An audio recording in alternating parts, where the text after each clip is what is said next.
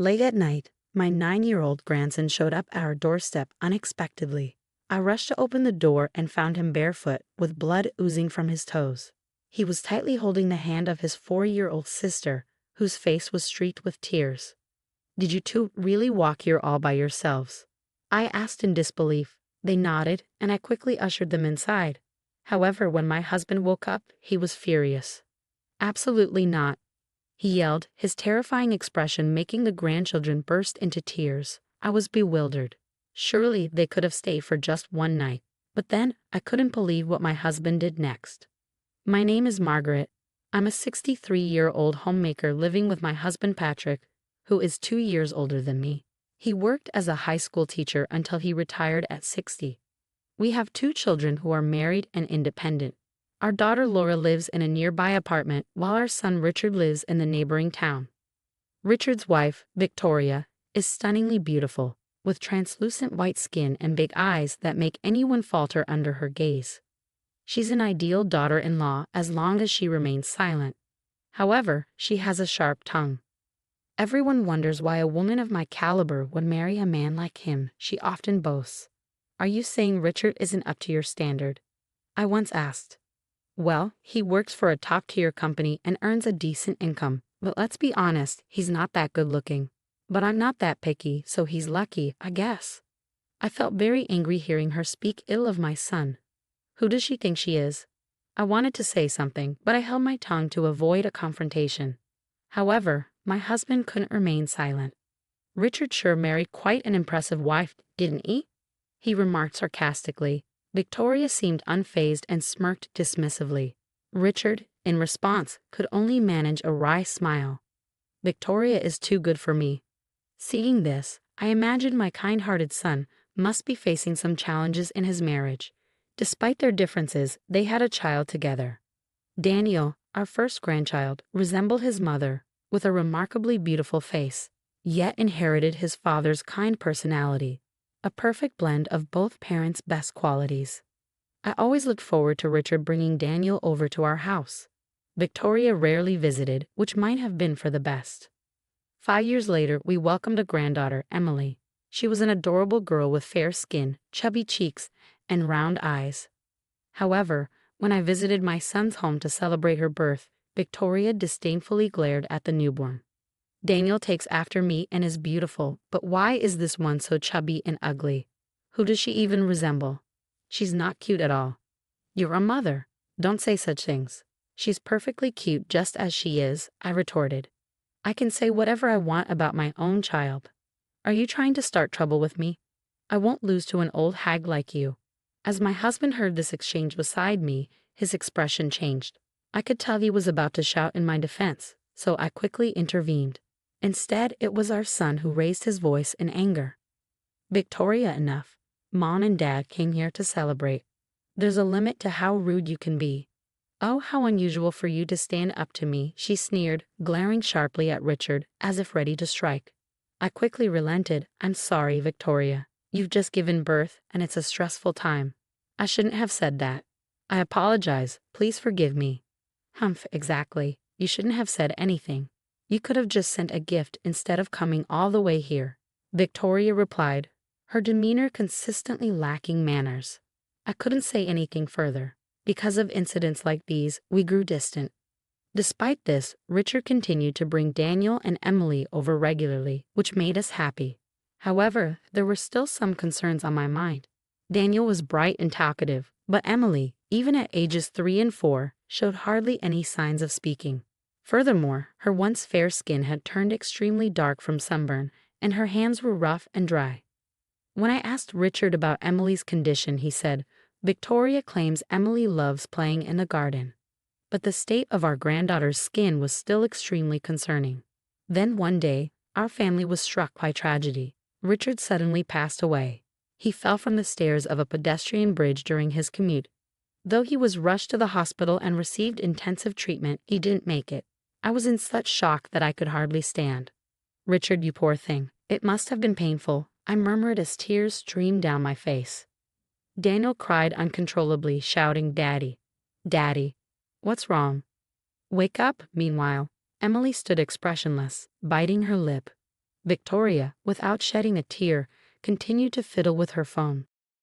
Looking back, it was a peculiar scene, but at that moment, I was too overwhelmed with grief to notice anything else. My husband received Richard's old, worn-out bag from the paramedics, which had been found beneath the pedestrian bridge. It was the bag I had bought him when he first started working. He'd been saving and working hard for his family, and thinking about this made everything even harder to bear. The wake and funeral were mainly organized by our daughter's husband and were carried out smoothly. I spent the entire time in a daze at home. Then, the night after the funeral, the intercom rang. Wondering what was happening, I looked at the camera and saw Daniel's face, biting his lip. I hurriedly opened the door and let him in. Holding back his tears, Daniel managed to speak in a shaky voice. "Mom told us to leave. Can we stay just for tonight?" My grandson was barefoot, and blood was oozing from his toes. "Did you two walk here all by yourselves?" I asked, horrified. The grandchildren nodded, but it was a 10-minute drive from the neighboring town. While 9-year-old Daniel might manage the walk, Emily was only 4 years old. Besides, it was the middle of the night. They must have been terrified. As I let them into the living room, my husband awoke. I consulted my husband about Daniel's request to stay just for the night. "Grandpa, we'll leave tomorrow." "Please?" Daniel pleaded. "Absolutely not," my husband replied, his brow furrowed with worry. Upon seeing his stern expression, the grandchildren burst into tears, and I was wide-eyed with surprise. "Can't we at least let them stay for one night?" I began to plead, but then my husband hugged the children tightly, sobbing uncontrollably. Even during our son's funeral, he had held back tears. We had been married for 30 years, yet this was the first time I had seen him cry like this. "Don't say just for today. Stay here forever, poor things," he said through his tears. His words revealed the depth of his feelings, and I couldn't stop crying either. Later, I asked the grandchildren what had happened, and what they shared was shocking. Victoria, who was supposed to be a homemaker, was often out during the day, leaving the children home alone. Even when she was home, she would frequently scold and roughly push Emily around for various reasons. Whenever Emily cried, Victoria would shout angrily, "Shut up. Be quiet. You're annoying." Over time, Emily learned to cry silently without making a sound. Daniel said he was often scolded too when he tried to defend his younger sister. He felt sorry for Emily, who didn't have the option of escaping their mother's behavior by going to school like he did. Emily wasn't allowed to attend kindergarten. Apparently, while her mother was around, Emily would go outside to weed the garden every day. This was her way to avoid being scolded and perhaps earn some praise from Victoria. This explained why her skin was deeply tanned and her hands were rough. Emily's inability to speak might stem from a fear of being scolded. Thinking about this filled me with a sense of helplessness. That evening, Victoria had apparently told them that guests were coming and ordered them to go outside. Daniel managed to put on his shoes, but Emily couldn't make it in time and was left barefoot. Victoria quickly locked the front door behind them. Daniel then put his shoes on Emily's feet and held her hand as they walked to our house to seek help. "What a terrible thing to do," I said, shaking my head. "Unbelievable." I tried calling my daughter-in-law several times but couldn't reach her. Since it was late, I decided to sleep with my grandchildren that night. However, early in the morning, Daniel woke me up. "Grandma, I'm sorry for waking you up," he said. "Emily said she saw Dad in her dream." "Huh? Did she?" "Yes. Dad told Emily to look inside the bag." I was taken aback by what he said, but looking at Daniel's serious expression, I started to wonder if there was something more to it. I woke up my husband and told him what Daniel had said. Still groggy, my husband was skeptical at first, but when he checked our son's bag, he exclaimed in surprise, "No way. This is outrageous. I can't forgive this." Filled with anger, we decided to take action. We quickly called our eldest daughter, Laura, who lives nearby, and asked her to come over to take care of the grandchildren. Meanwhile, my husband and I rushed to our son's house and rang the doorbell repeatedly, but no one answered. We continued to ring the doorbell persistently until my daughter-in-law finally appeared in her pajamas, looking disheveled with her collar open. "Geez, so noisy. Who the hell is it?" she snapped. At that moment, I caught a fleeting glimpse of a young man with brown hair crossing the back of the room, completely naked. I knew it. However, as soon as my daughter-in-law realized it was us, she widened her eyes and quickly shut the door. It's so rude of you to come here suddenly. Go home, she shouted aggressively from behind the door. We have something urgent to discuss. Please open the door, I insisted. I can't open it right now, she replied. Reluctantly, I opened the door with the key. Inside my son's bag, I found shocking evidence. As I rummaged through it, the young man from earlier exclaimed, "Oh no, run." He hurriedly dressed and fled from the house. At the entrance, Victoria stood defiantly, glaring at me and my husband without a trace of remorse. What the heck are you doing here? Are you already cheating on your husband the day after he passed away? Don't be ridiculous. Oh, he's just a gas repairman, she said, trying to dismiss my accusation. Huh, so gas repairmen these days work without clothes on? I replied sarcastically. Victoria noticed my sarcasm and clicked her tongue in annoyance. She may have a beautiful face, but her ugly character shows through in her expression. Richard is gone now, and I'm done with you both. You have no right to say anything. Just leave. At that moment, my husband, his face flushed red with anger, deliberately asked her, I can't see the grandchildren. Where are they? He pretended to search around the house. Victoria seemed momentarily at a loss for words, but quickly started shouting angrily at me. They went to a friend's house. What's wrong with that? Stop lying.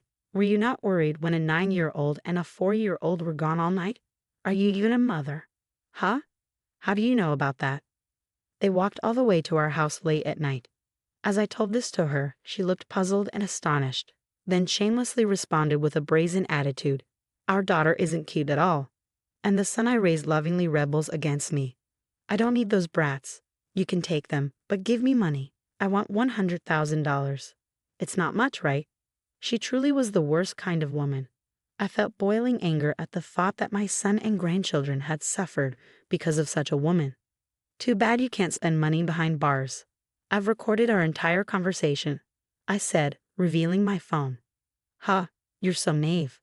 I'll be released soon enough just for being a little harsh with the children. It's not just about the children. You do realize that taking someone's life is a serious crime, don't you? And there's evidence. Actually, Richard's diary was in the bag. From Victoria's frequent outings, he suspected she was having an affair. On top of that, there was a report from a detective Richard had hired to investigate. According to it, his wife was indeed cheating with a young man she had met at a pub, the same man who fled from the house. Additionally, the diary mentioned, I've been feeling my life is in danger. It seems Richard had experienced several incidents where he narrowly avoided accidents, such as almost being hit by a car while walking or nearly being pushed onto train tracks while on a platform. He suspected his wife was targeting him and had taken precautions and was preparing for divorce. That might prove my affair, but it doesn't prove I killed Richard. It's just the ramblings of old people. The police have more important things to do. Can you still say that after hearing this? I argued. My husband appeared holding a surveillance camera he had found. The day before Richard passed away, he had installed a surveillance camera in the living room, as noted in his diary. Upon playing the recording, we heard a conversation between Victoria and the young man. It went well this time. I pushed your husband hard down the stairs. Thank you. Now we'll get a hefty life insurance payout. Victoria turned pale, her lips trembling uncontrollably. I just said that as a joke. How far can you go with your lies? I'll bring all the evidence to the police and request a reinvestigation. Your affair partner might spill everything about you during questioning. Oh, by the way, Laura mentioned something. The place where Richard fell is a busy pedestrian bridge, and many cars nowadays have cameras installed. Laura suggested spreading the word on social media to see if there were any witnesses. At that time, Victoria's eyes widened and she looked visibly shaken, placing a hand over her mouth. However, she quickly changed her tone and began to apologize. I'm sorry. I was threatened by that man. I'll give you half of the $100,000 life insurance payout if you overlook this. Excuse me? You're not the beneficiary. That can't be true. We made each other beneficiaries when we got married. I told her that, according to Richard's diary, the beneficiary had been changed from her to Daniel. Richard had set up a trust system that allowed his children to receive the benefits once they reached a certain age, regardless of their current age. That's ridiculous. It was a plan to get a large sum of money. She collapsed on the spot, crying and screaming like a child, utterly miserable. We washed her coldly in silence. Afterward, both she and her lover were arrested. Taking someone's life is a serious crime, and they are unlikely to be free for a long time. Even if they were to leave prison, no one would want anything to do with them. Currently, my grandchildren live with me. In fact, my daughter and her husband also live with us, supporting us and lovingly caring for the two children as if they were their own. Emily, who used to be quiet, has started to open up and gradually began to talk more. I am determined to stay strong and see these children's happiness through until the end.